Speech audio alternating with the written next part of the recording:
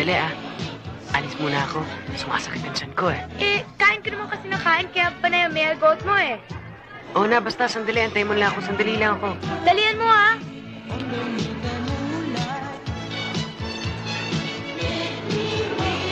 Saan ba tayo pupunta? Diyan lang. Anong hinahanap mo? Yung... Baka sinundan tayo ng 3 Shokoy. Yung Soriano Brothers? Yun na nga. Ha? Hindi ka na. Teka muna, bakit mo pa ako dito dinala? Dito walang store masusolo natin. Naku, napaka-romantic. Parang si Carmen Rosales at Jaime de la Rosa. Yan ang gusto kong mangyari.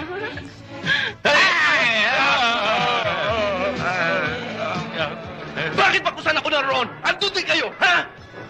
Kami nga nauna rito. Kayo nga itong nangistorbo sa pagtulog, Ma'am, baka gusto niyong magpalunod. Bakit naman niya gusto magpalunod? Para mabigyan namin ng mouth-to-mouth recitation. Kung bigyan ko kayo ng mouth-to-mouth na bato, ha? Ito, papatok ko sa inyo.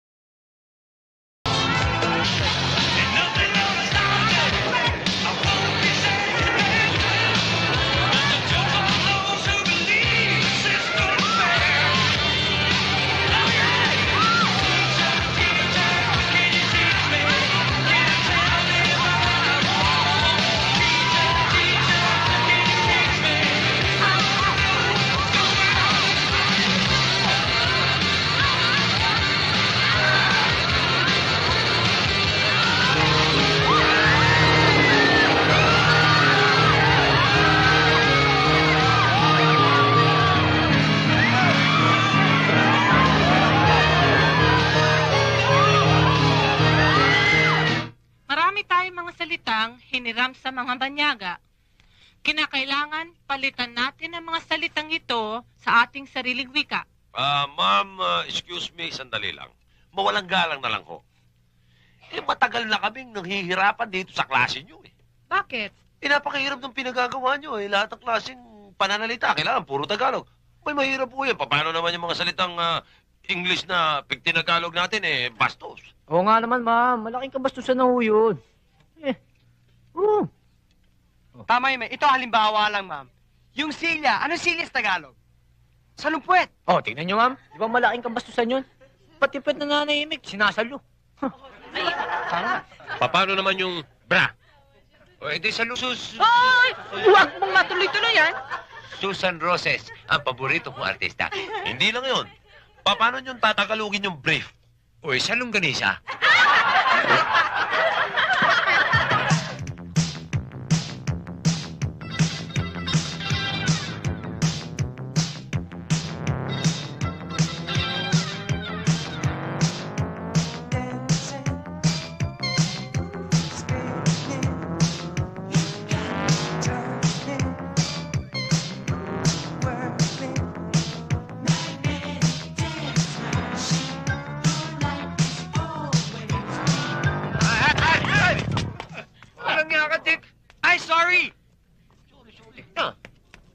Pare, pasensya na kayo, Kasama pa kami, problema na nga kami.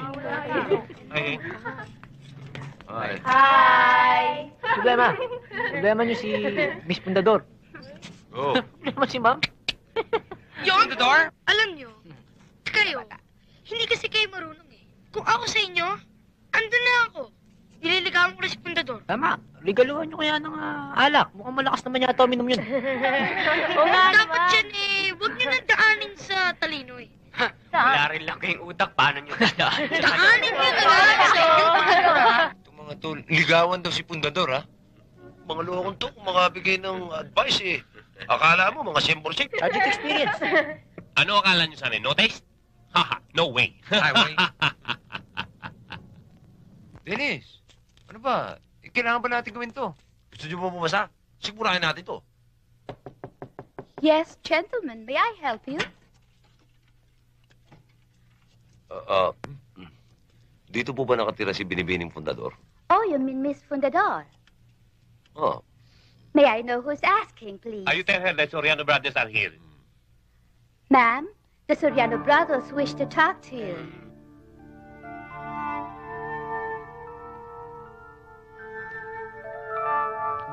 Let them in. You may come in. Yes.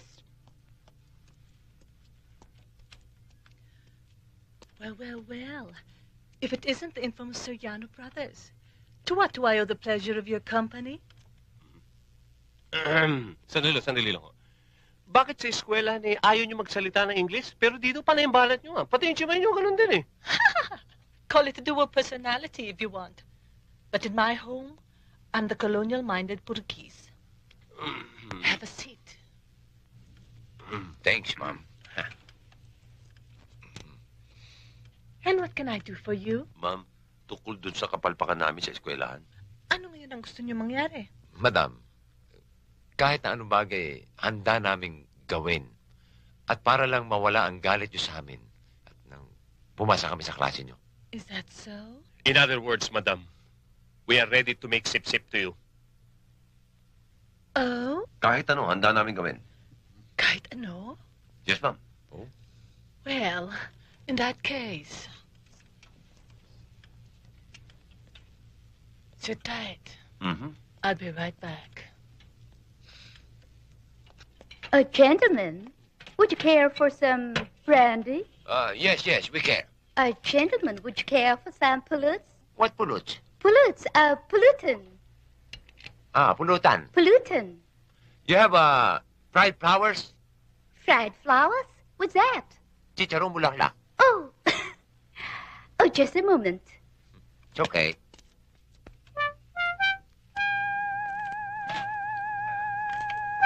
Okay.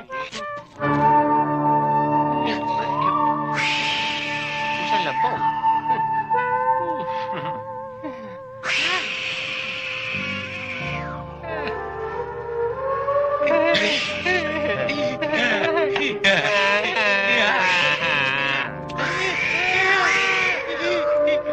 Baka may karapata yan.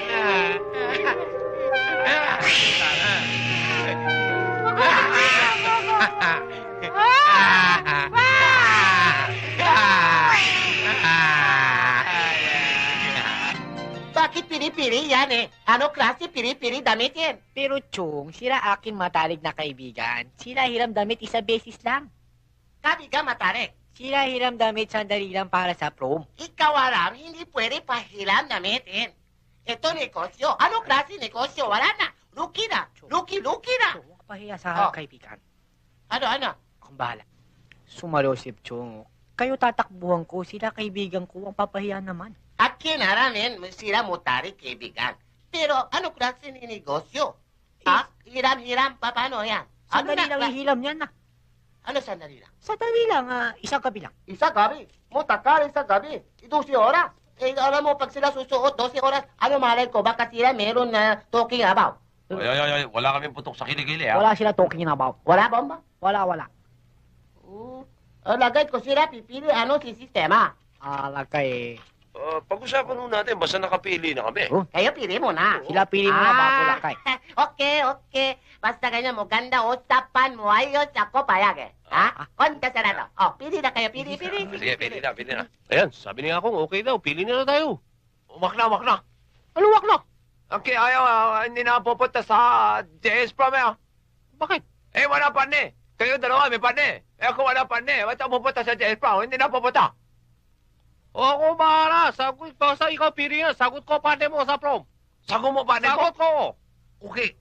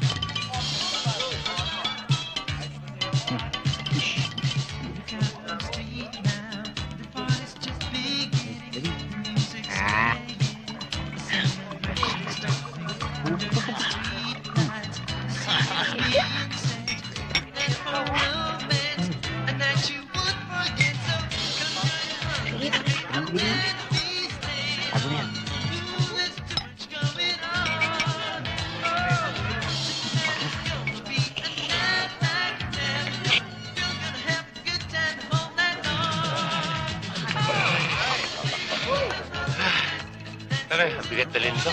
Oo, yun. Tingnan niyo, Matya. Sabi mo, may partner ako eh. Hanggang ngayon, wala pa eh. Tingnan niyo, relax na. May labol eh. Saga! Uy! Kanina ba? Lihat mo tayo, lihat. Jeff, si Sandra. Sige, bahala ka na dyan. Mahihayin yan eh, taga-probinsya eh. Sige. Ay! Upo ka muna. Buti naman wala pang bulong ginagawa. Oo, talagang magus. Sayo tayo? Sino ba yung dumating yan? Mamaya na lang. Napagod pa ako eh. Kung gusto mo, palamig muna tayo. Mini muna tayo. Ha?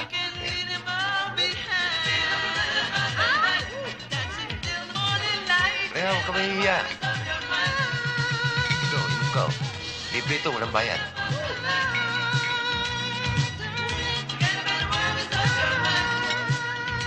Ito na, ito na. Okay, kuha lang. Sarap yan. Sarap. Sige. Sige, susunod ako. Gusto mo ng drinks? Ay. Tatlo kami. Punain mo, ha? Oo. Okay. John, tingin po.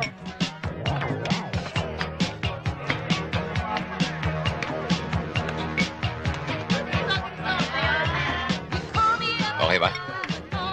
Okay. Ha? Halika, sayo tayo. Isa pa.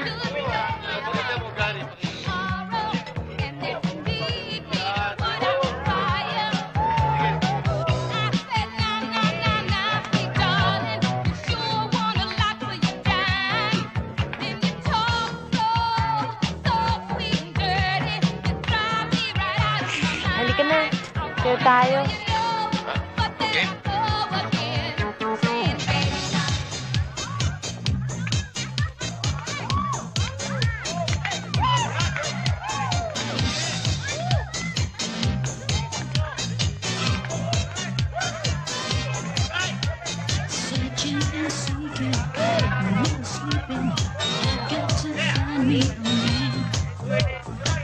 No disguises, just surprises. Someone who I'll understand. I don't need a guy who'll spend only one night, then tell me he's got no more time. I'm looking for someone to share my life. I better move on down the line. Searching, looking for love.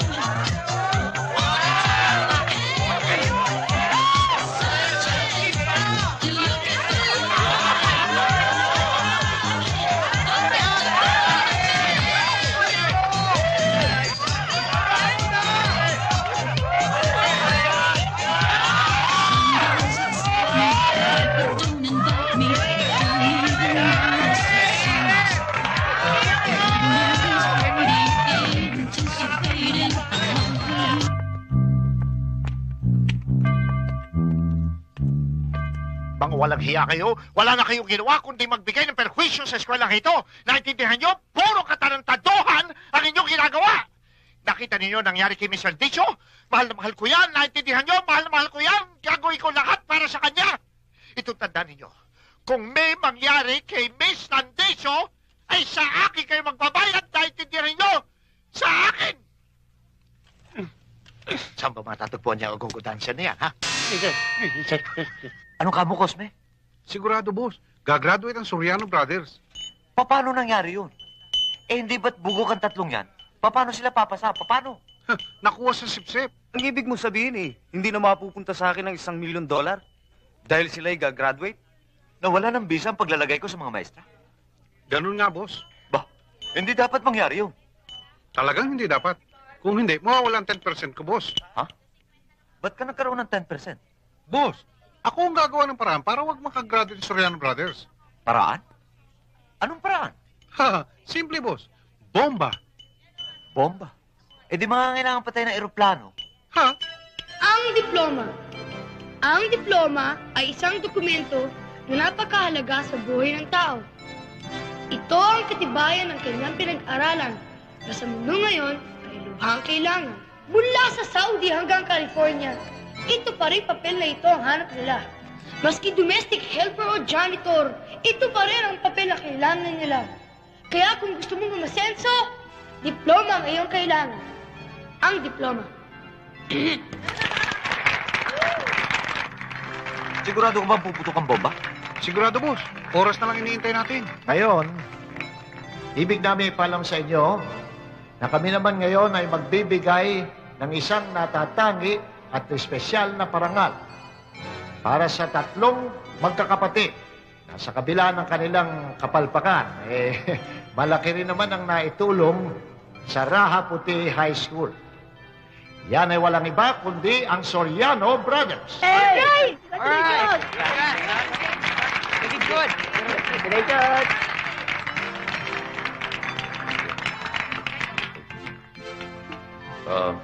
Maraming salamat to.